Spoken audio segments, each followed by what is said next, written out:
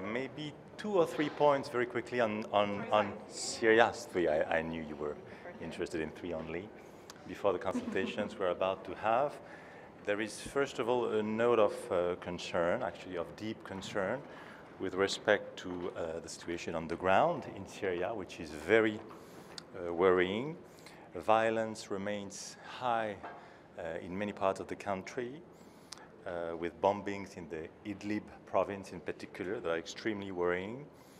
And the humanitarian situation is dire.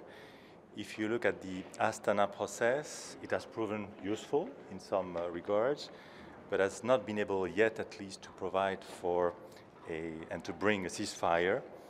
There is no improvement in the humanitarian situation in the de-escalation zone, which was one of the key goals, of course, and the lack of medical supplies that I will underscore during the meeting is unacceptable. And the regime, let's underscore this point too, bears responsibility for this. So a strong note of concern, but also a note of hope, I would say in 2 respects at least. Number one, with respect to the fight against terrorism in Syria, which is a top priority, a national priority, national security priority for us. Things are moving forward.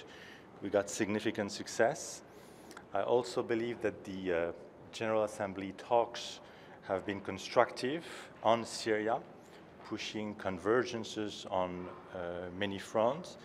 And if I had to summarize, I would say that we believe, we France, we believe that there is an opportunity now to boost the political process in Syria, and that the international contact group, as proposed by France, can be an important leverage to this end.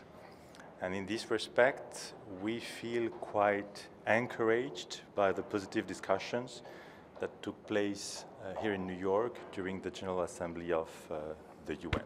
So this will be the key messages that I will pass on to my colleagues at the Security Council.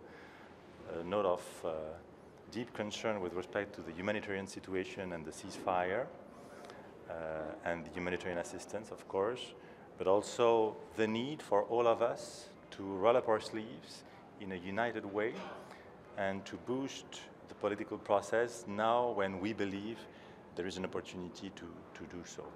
And for some of you who know me, I was on President Chirac's foreign policy team a long time ago during the negotiations on Bosnia, and I remember the key difference that the creation of the contact group made then, when we were able to bring the key players together, and against this backdrop, to boost the political process and to pave the way for then Richard Holbrooke's mediation leading to the Dayton agreement signed in Paris. So comparison is always difficult to make, but I think here, mutatis mutandis, as we say in good Latin, I believe we also have an opportunity and therefore a special responsibility with respect to Syria, and that's the whole philosophy of the French proposal for an international contact group.